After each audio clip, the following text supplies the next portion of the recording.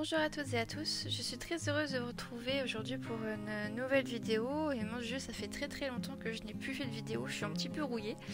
Voilà, je voulais vous montrer ici le processus d'une vidéo que j'ai réalisée pour le challenge de octobre 2022 de Florilège Design.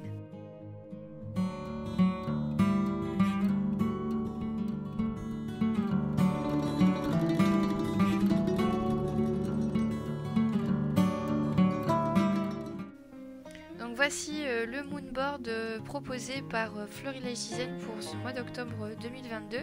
Donc c'est un challenge mensuel que la marque propose régulièrement sur sa page Facebook. Et là je me suis dit que là les couleurs me plaisaient beaucoup, le thème aussi.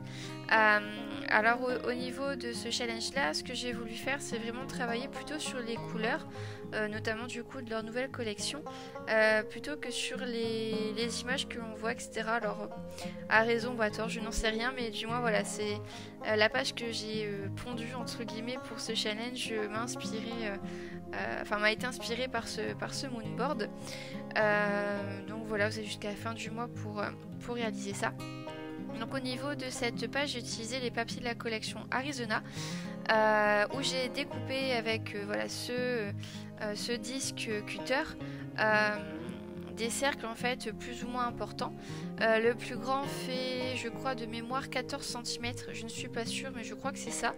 Et les cercles intermédiaires font 5 cm ou 4 cm de rayon, je sais plus non plus. Et pour les petits cercles, j'ai utilisé une perforatrice Artemio toute simple. Donc voilà, j'ai essayé de jouer sur la quantité, sur la taille, sur la taille de mes cercles. Et en fait, derrière, j'ai utilisé des papiers imprimés de la collection Arizona. Donc le papier imprimé que j'ai utilisé, c'est, là on voit peut-être pas trop sur la vidéo, mais c'est un papier imprimé avec des petits arcs-en-ciel en pointillés. Et sur les cercles intermédiaires et les petits cercles qui sont sur les côtés, c'était un papier imprimé faux uni de la collection Arizona. Concernant ma photo, donc vous l'avez vu tout à l'heure, c'était une photo ronde également. J'ai voulu garder cet aspect-là pour la continuité de ma page. Voilà, je trouvais ça très joli. J'ai mis un cache parce que c'est la photo de mon bébé, donc du coup forcément j'ai envie de le protéger un maximum. Donc du coup j'ai mis un cache sur la photo, c'est pour ça que vous voyez pas le sujet en photo entre guillemets. Concernant les feuillages, enfin du moins les embellissements, j'ai utilisé 2 tampons bois de Florilège Design toujours, c'est une page 100% Florilège. Donc le plus grand tampon de feuillage s'appelle Feuille au vent et le plus petit s'appelle Feuillage souple. Ce ne sont pas des tampons bois de la nouvelle collection de Florilège, c'est des tampons bois de la collection hors saison il me semble. Donc c'est une collection d'il y a je crois 2 ans au moins. Je ne suis plus sûre mais je crois que c'est ça. Je les ai achetés sur Vinted plutôt que de les acheter neufs. Autant jouer sur l'occasion et voilà, c'est bon pour la planète aussi. Et ensuite là par contre c'est du nouveau. Ce sont des insectes de la nouvelle collection de Florilège. Donc ce tampon s'appelle Insecte Mystique. J'aime beaucoup ce tampon là, puisque là il y en a 2 gros insectes qui sont proposés. Et sur du papier calque, je trouve ça très joli. Vous connaissez maintenant ma passion pour le papier calque embossé en blanc. Je trouve ça trop beau. Ça rapporte beaucoup de légèreté et en fait comme il y a beaucoup de détails dans ces deux insectes là, c'est vrai que embossé sur du papier blanc, je trouve que ça durcit moins les tamponnages en fait. Voilà, c'est mon avis sur la chose.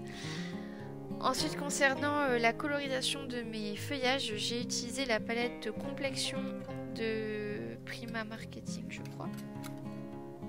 Oui, c'est ça. Où là, j'ai fait un mélange de 3 couleurs pour avoir le marron clair que je voulais. J'ai fait un mélange de la collection couleur 98 champs, la couleur 95 Redwood et la couleur 91 Beer. Donc à chaque fois que je fais un mélange de couleurs, là vous voyez à vitesse réelle ce que ça donne. On a l'impression que je scrape très lentement. En vrai c'est pas si lent que ça, mais c'est vrai que par rapport à mes vidéos c'est plus accéléré. Enfin bref, je m'égare. À chaque fois que je fais des essais de couleurs.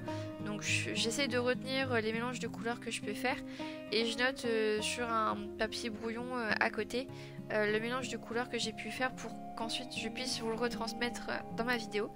Comme ça, si vous voulez refaire ce marron là, vous savez quel mélange j'ai fait.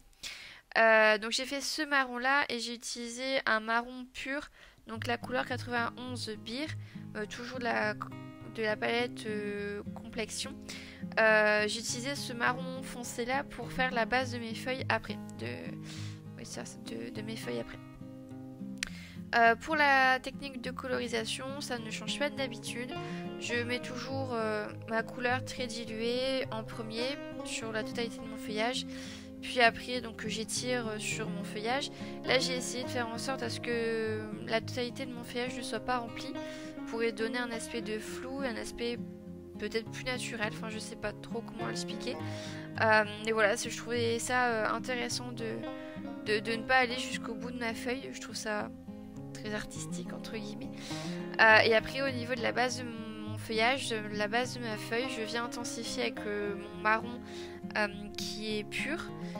Et ensuite je suis revenue, une fois que c'était à peu près sec, je suis revenue mettre une pointe de mon marron très foncé pour dire de donner un peu plus de contraste et un peu plus d'intensité à mon feuillage, donner un peu plus de profondeur. Voilà. Je vais vous laisser en musique là le temps du reste de la vidéo entre guillemets, alors pas jusqu'à la fin, mais du moins le temps de la colorisation. Puisqu'après vous allez voir que je fais le même principe mais avec les feuillages plus petits.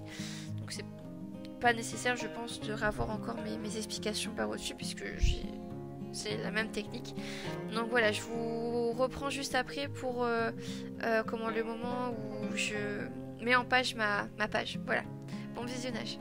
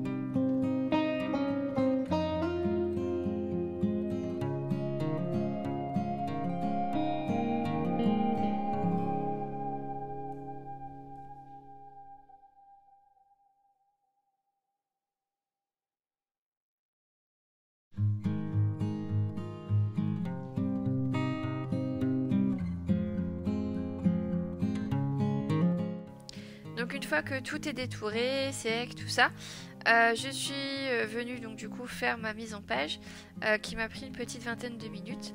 Là pour donc je commence par ma photo ronde. Donc j'ai mis d'abord de la mousse 3D pour la mettre en relief et j'ai voulu mettre derrière ma photo un petit carré de toile. Donc là c'est juste un bout de tissu, enfin c'est pas un bout de tissu mais c'est un bout de toile blanche, donc c'est de la récupération. Je crois même que c'est la récupération de mon mariage. Donc voilà, on récupère tout, on ne jette rien, on essaie de tout récupérer. Je suis venue l'effilocher pour voilà, lui apporter un aspect un peu plus naturel, un peu plus fouillis, tout ça. Puis ça donne un aspect assez cosy, comme si c'était une écharpe qu'on avait mis et puis qu'on n'avait pas fait attention. Enfin voilà, c'est mon interprétation. Et après, je suis revenue mettre une deuxième couche de mousse 3D au niveau de ma photo pour vraiment bien la mettre en valeur, bien la surélever, la mettre en valeur, puisqu'en dessous après je vais venir mettre mes feuillages que j'ai découpés et colorisés. Au niveau des feuillages, il y en a certains feuillages que j'ai utilisés tels quels, voilà, sans les découper, tandis que d'autres j'ai préféré les utiliser de manière découpée parce que si je les découpais pas, si j'ai laissé tels quels, ils étaient beaucoup trop imposants au niveau de ma page, alors que voilà, le feuillage est là pour embellir la photo mais pas pour prendre sa place. Donc du coup j'ai préféré découper à certains endroits, voilà, les feuillages que j'ai découpés. Alors c'est pas détruire le travail que j'ai fait, c'est plutôt l'aménager pour dire voilà, d'arriver à ce que je veux. Donc j'ai travaillé sur la diagonale de... Voilà, c'est facile. Alors, c'est plus facile pour moi quand je teste des nouvelles mises en page de travailler sur la diagonale. Je trouve que l'œil, il va du bas vers le haut. Là, je trouve au niveau de ma page, je suis pas vraiment du coin inférieur gauche pour aller vers le coin supérieur droit pour découvrir la photo. Et donc voilà, quand c'est une nouvelle mise en page que je teste, que j'ai pas l'habitude là de travailler avec une photo ronde, avec beaucoup de rondeur, etc. Au niveau de ma page, c'est pas une technique que je fais facilement. Donc du coup, le fait de le faire en diagonale, avoir un aspect un peu quand même rectiligne, ça me rassure entre guillemets. Là, les petites étiquettes que j'utilise, c'est inclus dans un des packs. Alors, je sais pas si c'est les papiers unis ou si c'est la collection de papier d'Arizona où c'est fourni avec, mais c'est fourni dans l'un des deux packs de papier. Alors, c'est pas un papier aussi épais que du papier de la collection, c'est un papier d'imprimante, mais c'est suffisant pour dire de mettre en valeur, voilà, d'habiller un petit peu ma page. Donc j'ai découpé ici ces deux petites étiquettes pour les mettre au niveau de mes feuillages, et je trouve que du coup donner ce côté rectiligne à toute ma rondeur, ça permet de casser aussi un petit peu la lecture en fait du coup de la page. Au début je pensais laisser comme ça mes feuillages, mais je trouvais que vers le haut c'était un petit peu nu, donc du coup j'ai rajouté des feuillages par-ci par-là. Il y a quelques feuillages que j'ai mis en couleur, mais c'est vraiment 2-3 feuilles des feuillages que j'ai découpés avant, donc c'est pas non plus ce qu'il y a de plus important. Mais voilà, ça permet de montrer qu'il y a une continuité d'embellissement sur le coin de ma photo. Enfin du moins sur la partie supérieure de ma photo. Et je voulais absolument mettre ces petits scarabées, ces petites bestioles embossées sur du papier calque. Donc celle avec les ailes, j'ai tout de suite trouvé sa place. Par contre la deuxième c'était un peu plus compliqué. Et en fait j'ai trouvé sa place aussi sur le coin, enfin du moins sur le côté supérieur de ma photo. J'ai découpé juste dedans pour dire que ce soit bien imbriqué derrière la photo. Et voilà ce que je peux dire sur l'embellissement de ma page. Après j'essaie de trouver un petit texte pour titrer ma page. J'ai mis du temps. J'ai pas beaucoup de tampons texte de Florilège, c'est beaucoup de feuillage, de choses comme ça. J'aime beaucoup le design de la marque au niveau des motifs. Et j'ai trouvé mon bonheur avec la planche, donc c'est un tampon clear, avec la planche Prendre le temps, où le titre c'est Et si on prenait le temps, justement ça tombe bien. Et j'avais vu cette technique là, on va dire, c'est Caro Addict, ma copine Caro de la Fée du Scrap qui avait fait une petite vidéo sur Instagram ou Facebook, je sais plus trop, où elle avait fait un moonboard avec un cercle, et dans le cercle elle avait mis son titre. Et comme c'était un tampon clear, elle l'avait tordu entre guillemets pour vraiment épouser la forme du cercle. Je trouvais l'idée très sympa et je me suis dit d'utiliser cette même technique pour titrer ma page. Donc du coup, merci Caro pour ici la petite astuce. Je trouvais ça sympa. Je vais peut-être l'utiliser pour d'autres réas. Je trouvais l'idée très très sympa. Donc voilà, je crois que ma page touche à sa fin.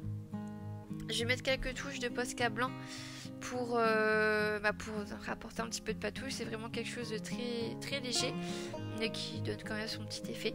Alors j'en ai mis un petit peu sur ma photo, mais comme mon papier photo c'est un papier brillant, avec une petite lingette, je suis venue essuyer les contours de ma photo pour dire qu'il n'y ait pas vraiment de traces blanches qui restent sur la photo, ce serait dommage. Et puis voilà ma petite interprétation. N'hésitez pas du coup à activer la petite cloche si vous voulez être au courant de la sortie des vidéos. Ça va sortir un petit peu au fur et à mesure. Comme vous le savez peut-être, je suis devenue maman depuis très très peu, et donc du coup le rythme des journées est un peu effréné. Donc là mon mari a eu la gentillesse et le grand amour entre guillemets de me laisser un petit peu de temps pour scraper et refaire un peu de vidéos. Donc voilà, les vidéos vont reprendre, mais pas de manière fréquente. Voilà, ça va vraiment dépendre de mon temps et de mon envie. J'espère que la vidéo du coup et la page vous ont plu. N'hésitez pas à laisser un petit commentaire en bas. J'adore toujours vous lire, même si je prends pas forcément le temps de vous répondre. J'essaierai de le faire un maximum possible. Et puis voilà, puis je vous souhaite une très très belle journée et puis à très bientôt. Au revoir.